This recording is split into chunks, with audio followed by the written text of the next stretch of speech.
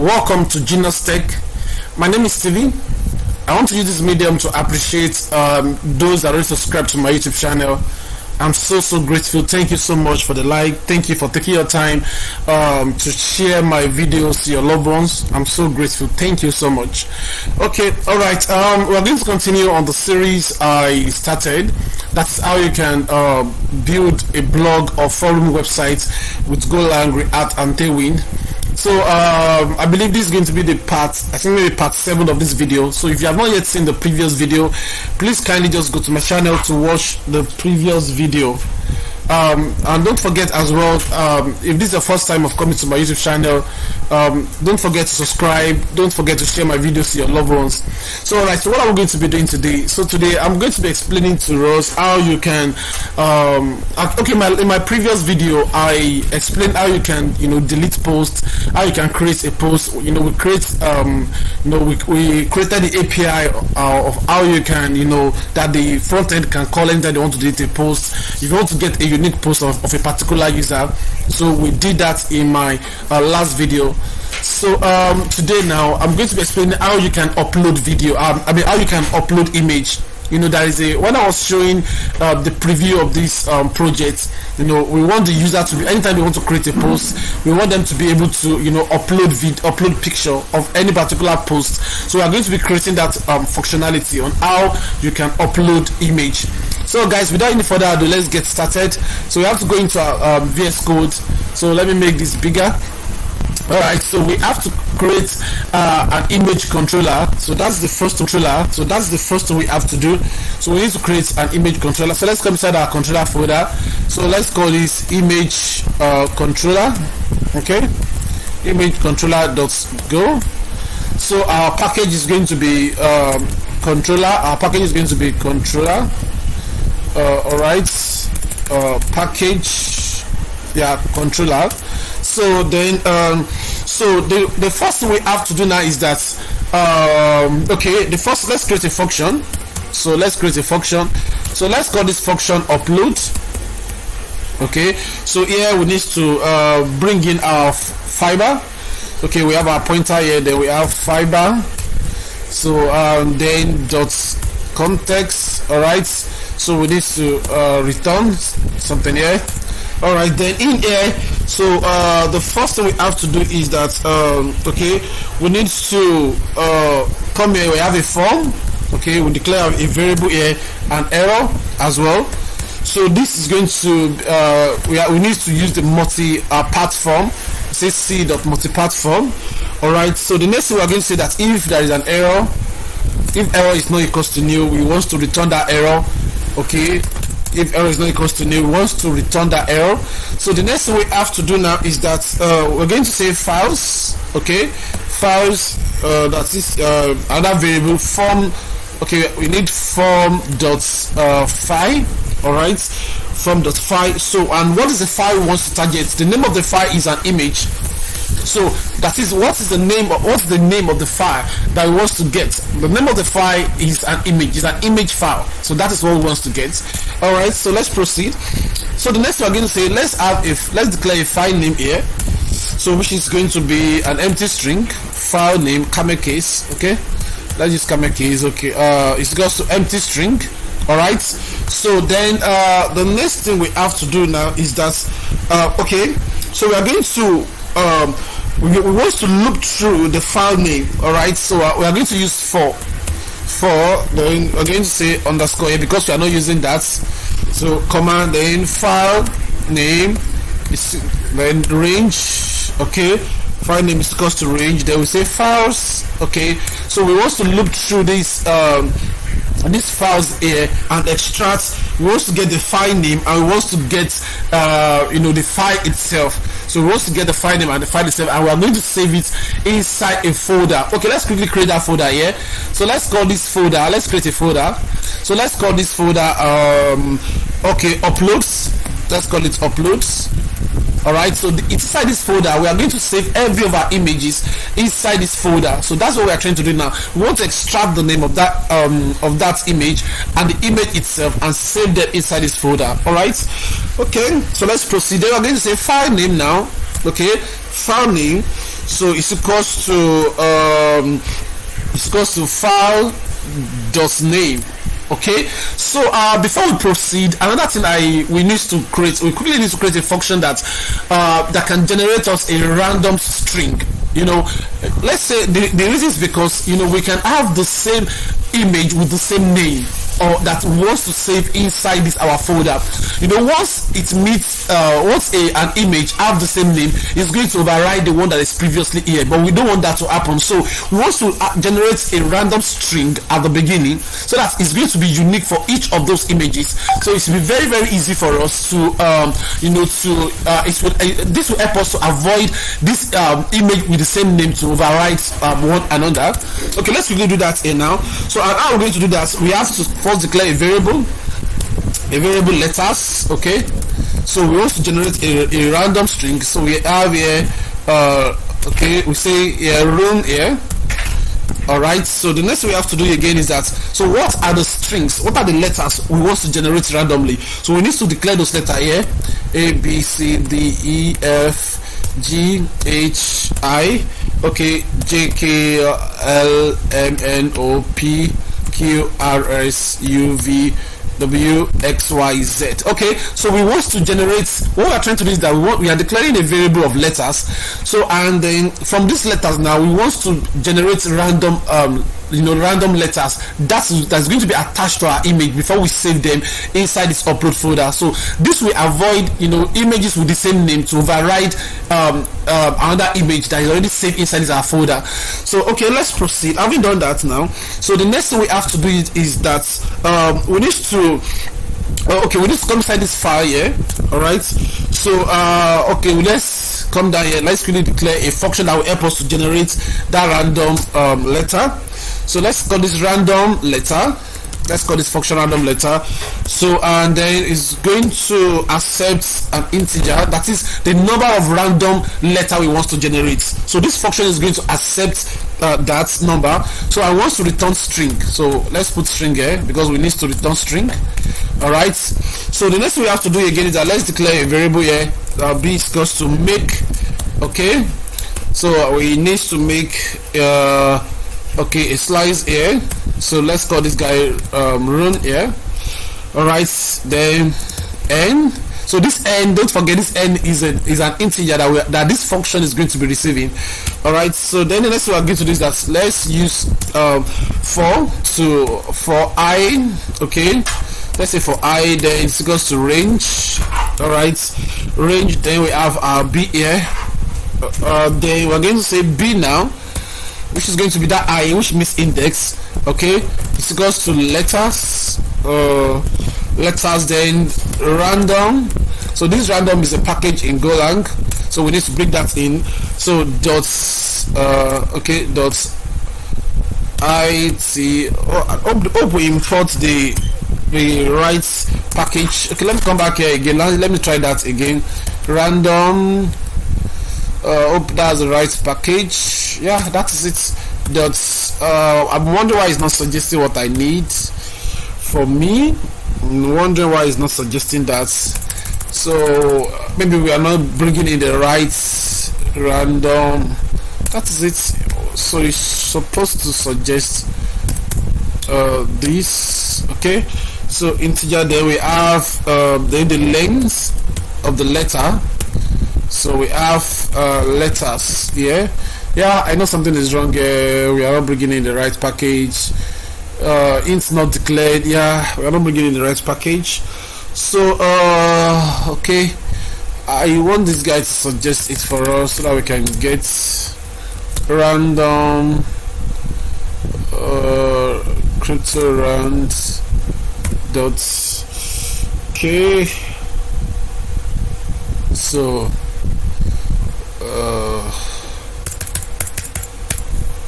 we have that, nothing like this.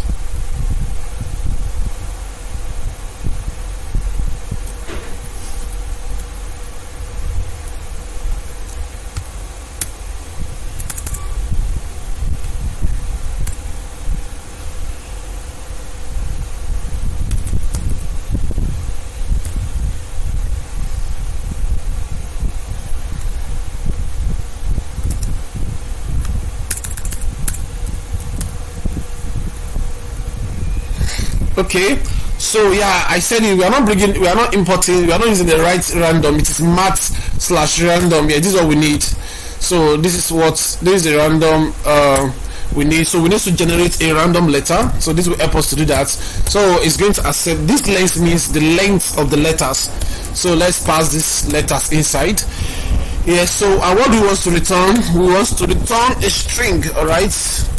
Okay, let's return a string. So we pass this b. So what we are just trying to do here is that we are just trying to generate a random letter. All right, so that is the function we are trying to do here. So this random letter is going to receive an integer. That integer is going to be the length of the random numbers that we want. Do we want 5? Do we want 6? Do we want 7? Do we want 8? So now how are we going to make use of this random letter? So how we're going to make use of it is we need it inside this okay, inside this file name.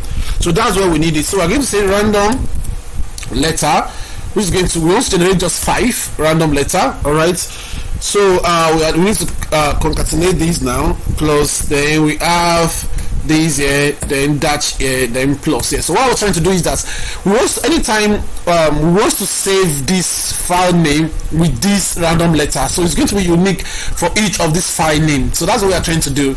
So that the random letter here is one generating the random letter. So we are now saying plus this dash is going to be between the random letter and this file name.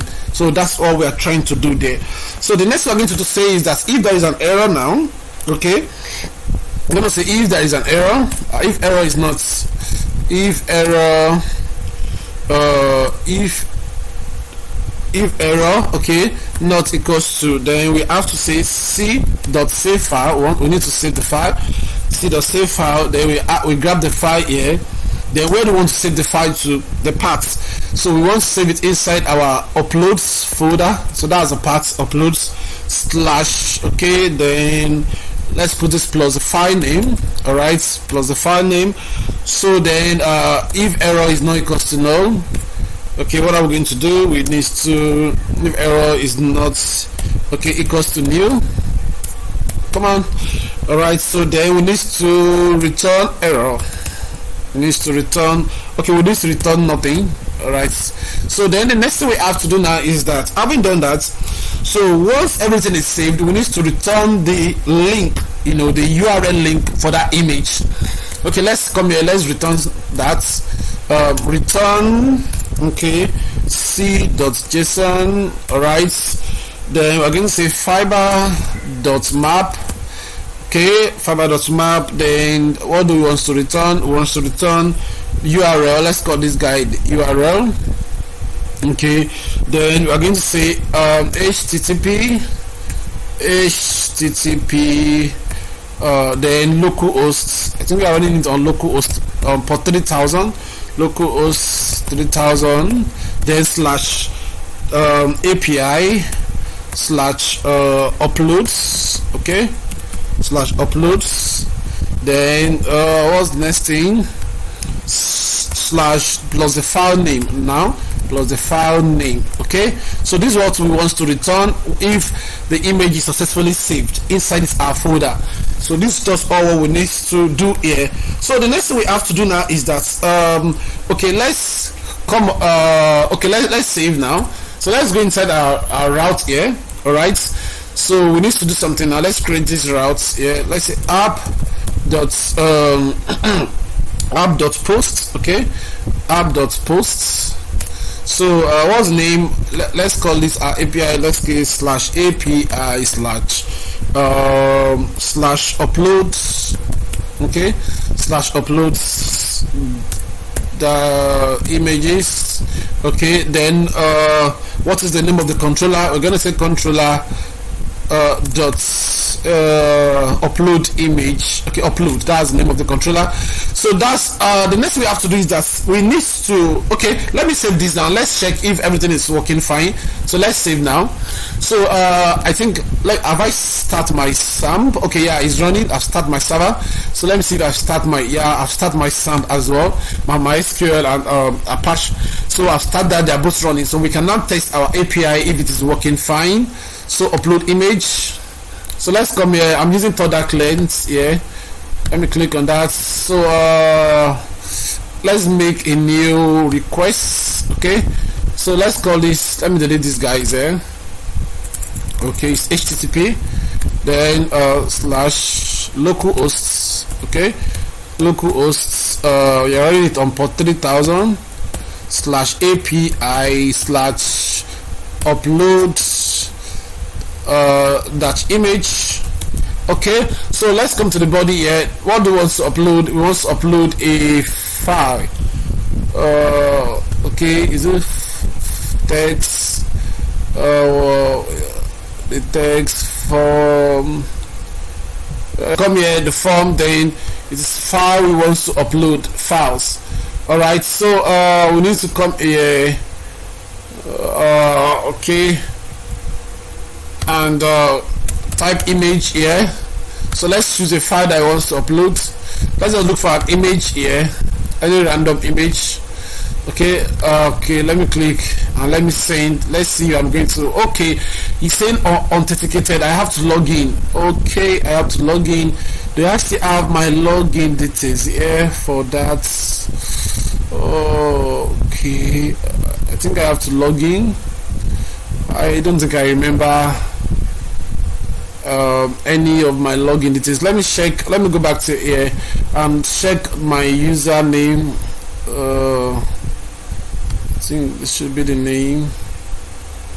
Logs users. Okay. Okay, some will@gmail.com. Okay. So let me come up here. I need to log in. Body. Okay. Let me change this email to samuel@gmail.com. I hope my password is correct. So let me change this guy to 3000.